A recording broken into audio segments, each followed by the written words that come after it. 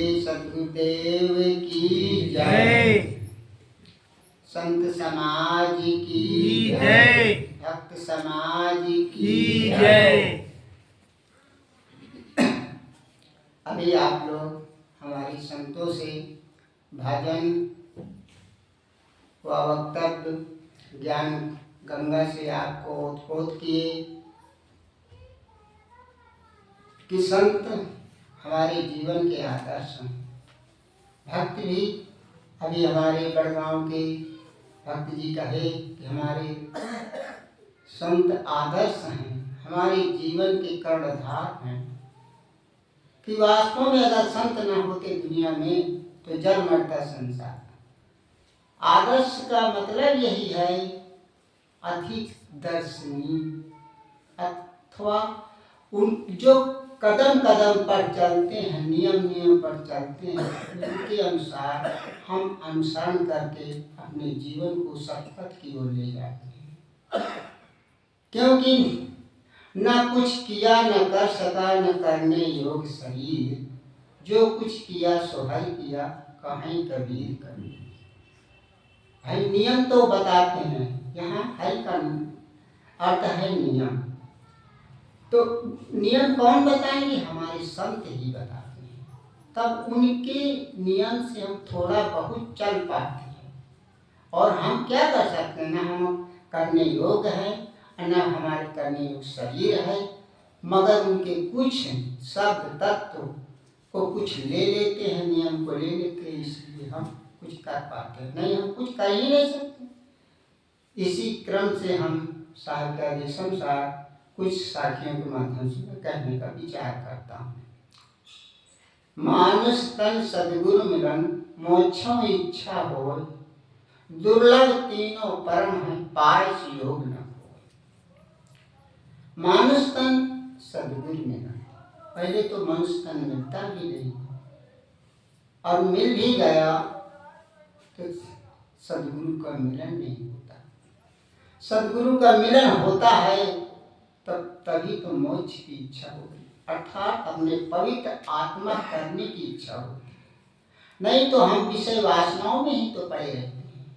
जब पवित्र आत्मा करने की इच्छा होती है तभी हम अपने कल्याण का काम कर पाते हैं। दुर्लभ तीनों परम है पायस योग न हो। ये तीनों सद्गुण या तीनों शक्तियां कह लीजिए, दुर्लभ तीनों परम है पायस योग न हो। ऐ मानवता में ये दुर्लभ है तीनों। हमारे यहाँ सब कुछ है। भारत विश्व में विख्यात है। यहाँ भारत को गुरु कहा जाता है। ये विश्व गुरु कहा जाता है हमारे देश को। तो हमारे यहाँ देश से जो मनुष्य पैदा होते हैं तो विश्व गुरु के नाम से करते हैं। फिर यहाँ संतों का भरमार है। तो हम संतों के शरण में और संतों की आवाज को पग पग में सुनते हैं। इसलिए आगे हम कदम कदम उनके अनुसरण करके तभी तो हमने कल्याण का अर्थात पवित्र आत्मा पर ठहर सकते हैं। तो मानुष तन सद्गुरु मिलन मोक्षों इच्छा हो, तभी हमारी अपने को जागृत करने के लिए, पवित्र आत्मा करने के लिए, कल्याण के ओर जाने के लिए, तभी तो भगवान कहा जाता है। मनुष्य को भगवान इसीलिए कहा जाता है। भगवान कहीं नहीं है, भगवान आप ही में है, नर नारी में है। जितने प्राणी हैं वही में भगवान है। भक्त कहते हैं ऐश्वर्य को वान धारण करने को। ऐश्वर्य कैसे? ऐश्वर्य एक तो ये जो दिखाई देता है ऐश्वर्य, एक ऐश्वर्य सद्गुरु का जो सद्गुणों से सुसज्जित होता है।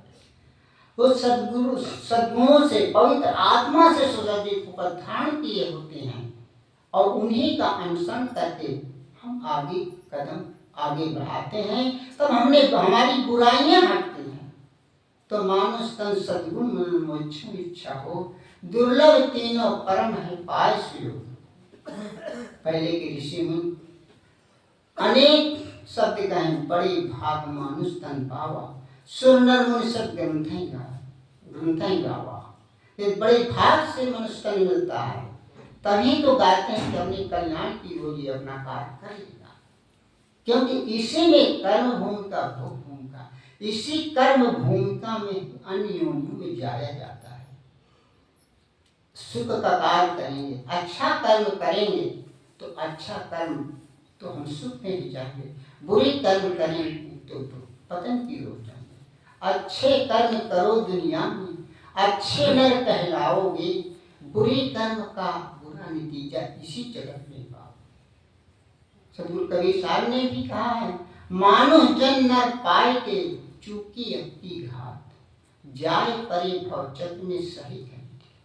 मुझे जन तो मिला है, अगर हम अपने को अवसर को अपने नियम को नहीं समझे, मानो जन न पाए के चूकी अपनी घात, हम चूक गए, जाए परे भवचक्र में सही करने तो अनेकों कष्टों अनेकों बुराइयों में हम फंसे रहेंगे, अर्थात नाड़ी के कीड़े में पड़े रहेंगे। हमारे ऊपर अनेक प्रकार की बाधाएं होंगी, जो बाधाएं हम आसानी होती है, उनको आसानी को सहन करने की क्षमता, उनसे उबारने की क्षमता देते हैं हमारी शरीर, उनसे निकाल लेते हैं। जहाँ समुद्र में डूबा हो इंसान, उसके शुक्र में करके उस नियम से अगर हम चलते हैं, अनुसरण करते हैं, तो हम आगे बढ़ सकते हैं। और उस कीचड़ से निकलने की हमारी प्रबल इच्छा अगर जग गई तो कोई हमें नीचे पतन की ओर नहीं जा सकता, क्योंकि वायुमंडल में जैसे हम रहेंगे, अच्छी संगत में रहेंगे तो अच्छे हमारे मानसिक सोचने की शक्ति बढ़ती है, और बुरे वायुमंडल में रहेंगे, बुरे जगह रहेंगे तो उसी जगह बुरे आचरण में रहकर हम अपने मनोकामना में उलझे रहेंगे तथा दुख की ओर जाते रहेंगे। तो मानुष तन सद्गुरु मिलन मोक्षम इच्छा हो, दुर्लभ तीनों परम है पास योग। इसी प्रकार में एक दृष्टांत के अनुसार माध्यम से कुछ कहना चाहता हूँ। एक गरीब था, उसके पास गरीबी थी।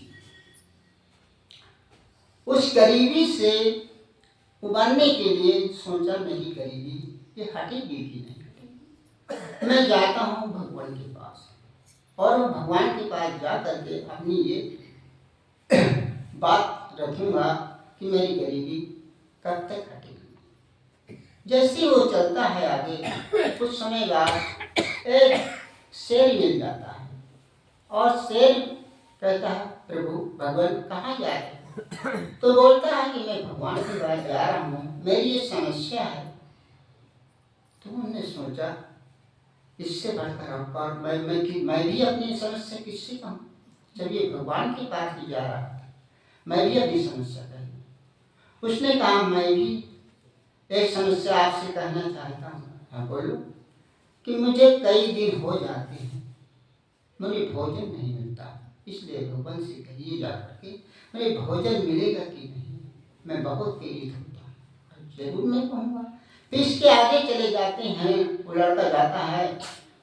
कुछ समय के बाद एक गांव में वाद विवाद दो गुट के बीच में होता है। सरपंच के माध्यम से वहाँ लड़ाई चलती रहती है। तो कहता है, भगवान कहाँ जाते हो? मैं भगवान के पास जाता हूँ, और मेरी एक समस्या। उन्होंने गांव वालों ने कहा, भाई हमारी भी एक समस्या है, यहाँ प्रतिवर्ष लड़ाई होती है सरपंच पद के लिए, इसलिए ये सरपंच पद में वाद विवाद चलता है, ये क्या सुलह होगा कि नहीं होगा? हमारी भी समस्या उनसे कह देना, ठीक है, आपकी भी समस्या कह देना। फिर आगे बढ़ते हैं। एक लड़का सुंदर कपड़े पहने हुए मिलता है कि भगवान आप कहाँ जा रहे हैं? बोला, मैं भगवान के पास जा रहा हूँ अपनी समस्या लेकर। उसने कहा, मेरी भी एक समस्या कह देना। क्या समस्या है? उन्होंने कहा, मेरी शादी होगी कि नहीं? कहा ठीक है, मैं कह दूँगा, पूरी समस्या हम सबको बता, आपको भी बता देंगे। फिर आगे बढ़ता है कि एक कोढ़ी मिलता है। कोढ़ी बहुत पीड़ित रहता है। वो भी उससे पूछता है, प्रभु पथिक को देख कर कहता आप कहाँ से आए, कहाँ जा रहे हैं? उसने भी कहा मैं भगवान के पास जा रहा हूँ, मेरी भी एक समस्या है।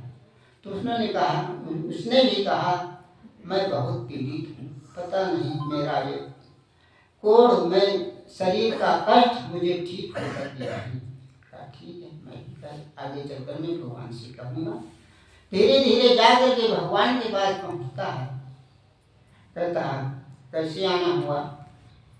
बोले, गरीब बोलता है कि भगवान मैं बहुत गरीब हूँ और गरीब से पीड़ित होकर मैं आपके पास आया कि भूखे रहना पड़ता है, इसलिए मैं आपके शरण में आया।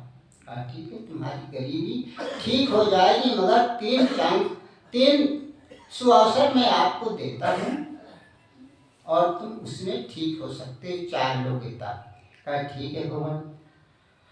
कहा एक समस्या एक व्यक्ति की और है। कौन सी? कहा एक कोढ़ी है, उसको बहुत कष्ट है, वो ठीक होगा कि नहीं? हाँ वो भी ठीक होगा, मगर उसके नीचे धन गड़ा हुआ है, वो धन को खोद कर उसके शरीर में छुआ देना तब ठीक होगा। फिर आगे एक समस्या और है बोलने। कहीं वो एक लड़का है, वो बोल रहा है कि मेरी शादी होगी कि नहीं? कहा हाँ शादी होगी, मगर वो लड़का नहीं, वो लड़की राजा की है। ठीक है, कहा उसको भी शादी, वो लड़का मिल जाएगा, शादी हो जाएगी। ठीक। फिर कहते हैं कि एक समस्या और है, एक गांव में सरपंच पद के लिए वाद विवाद होता है, वो ठीक होगा कि नहीं? और उससे कह देना कि 2 में 1 को सरपंच चुन लो, वाद विवाद ठीक हो जाएगा। फिर कहा साहब एक भगवान एक समस्या और है, एक शेर है, उसको कई दिन रहना पड़ता है, क्या वो नहीं हल होगा? और वो भी हल हो जाएगा, उसके सामने कोई शिकार आ जाएगा। ठीक, जाइए। जैसे वो आगे बढ़ता है तो कोढ़ी के पास जाता है, उससे बताता है कि कोढ़ी तुम्हारे जहाँ तुम बैठे हो उसी के नीचे धन गड़ा हुआ, इसलिए तुम उसको छू लो तो ठीक हो जाओगे। कहा प्रभु तुम निकाल लो और धन ले लो, और धन को जो है मेरे शरीर में छुआ दो, ठीक हो जाऊंगा मैं भी, आप धन लेके चले जाना। तब उसने कहा मेरे समय नहीं है, मैं धन नहीं हूँ। एक अवसर उसने खो दिया। भगवान 3 अवसर दिए थे कि तुमको 3 अवसर मिलेंगे, तुम्हारी गरीबी ठीक हो जाएगी, मगर एक अवसर उन्होंने खो दिया। फिर आगे बढ़ते हैं वो लड़की के पास। कहीं पर भगवान मेरी भी समस्या सुने, आप लाए हैं भगवान से? हाँ। कहीं तुम्हारी समस्या यह है, तुमको लड़का मिल जाएगा और शादी हो जाएगी। कहे मैं अब कहीं नहीं ढूंढने जाऊंगी, आप जैसा वर मुझे कहीं नहीं मिलेगा, आज से मैं शादी करूँ। तो उसने कहा नहीं, मेरे पास टाइम नहीं शादी करने के लिए, मैं नहीं करूँगा। दूसरा अवसर उसने भी गया। और फिर आगे बढ़ते हैं सरपंच के पास। बोलते हैं भगवान हमारा भी प्रश्न हल हुआ कि नहीं? कहा हल हुआ। कहा तुम्हारा प्रश्न है 2 में किसी का सरपंच चुन लो और ठीक हो जाएगा, तुम्हारा वाद विवाद सुलझ जाएगा। तो उसने कहा हम कहाँ जाएंगे किसी को ढूंढने, आप ही सरपंच हो जाएं और आप ही इस पर राय खाएं। कहा नहीं मेरे पास समय नहीं, मैं नहीं आप तुम्हारा सरपंच बनूंगा। वो भी चुप गया। फिर आगे चलते हैं शेर के पास। शेर के पास पहुंचते हैं कि तुम्हारा भी खाने को मिल जाएगा। तो शेर सोचता अब इससे बढ़कर सुंदर कहाँ मिलेगा। तुरंत उसको झपट्टा मारा और वो लड़का को खा गया। इसलिए मनुष्य तन में अनेक सुअवसर हैं, समय है, इसलिए हम अपने समय को न, ये मनुष्य तन बहुत बार बार नहीं मिलता। कहा गया है कई प्रकार के व्यक्ति होते हैं, अनेक प्रकार की समस्याएं होती है। एक कहता है मेरा मेरा मेरा है और तेरा भी मेरा, तेरा तेरा है मेरा मेरा है। और दूसरा कहता है मेरा मेरा मेरा है, मेरा तो मेरा है और तेरा भी मेरा। और तीसरा कहता तेरा तो तेरा है, मेरा भी तेरा। चौथा है न मेरा है न तेरा है, चिड़िया रैन बस। इसलिए यहाँ कौन किसका है? हम एक दूसरे से राग द्वेष, अनेक प्रकार के जलन, अनेक प्रकार से अहंता ममता, छल कपट करते रहते हैं और तभी ये जीवन बीतता है, छल कपट के द्वारा ही बीतता है।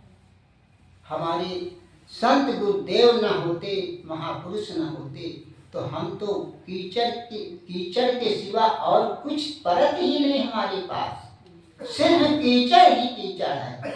हंसा ये पिंजरा नहीं तेरा, कंकड़ चुन चुन महल बनाया लोग कहें, ना घर मेरा ना घर तेरा, चिड़िया रैन बसेरा। माता पिता स्वागत के साथी कहते मेरा मेरा, कहे कबीर सुनो संतो एक दिन जंगल डेरा। कहे कबीर सुनो हो संतो एक दिन जंगल डेरा। तो ये यहाँ पर क्या है? कुछ नहीं। प्रकृति दे रही है सारी खुशियाँ, ले लो नमन कर हम अपनी हस्ती। प्रकृति दे रही है, प्रकृति तो ये हमारी धन धान के लिए सब कुछ तो देती है, खाने पीने के लिए सब कुछ देती है, मगर इसमें हम यूं